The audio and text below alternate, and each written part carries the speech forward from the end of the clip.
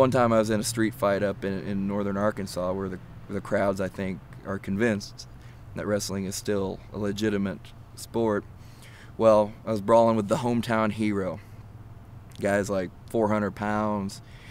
You know, in a fight, you watch, you go, this guy would never have a chance against a seasoned athlete, but you know, he was the prodigal son of this town. So we're in the crowd, and I feel, you know, I feel like something's swiped my elbow. I don't know if you can see it there on camera, but somebody had taken a box cutter and stabbed me through my elbow pad in the crowd.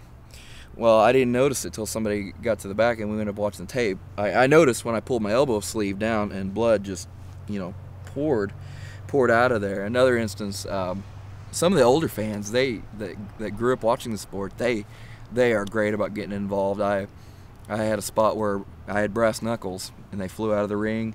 My manager didn't get them. This old guy picked up the knuckles, tried to come in the ring and come at me, and of course you got two cops in the back working it, thinking that that's part of the show where I'm trying to, like, you know, I really don't want to punt this 80-year-old guy in the head, but if he makes a swing at me, it's not going to be pretty. I'm going to have to do what I'm going to have to do for self-preservation's sake.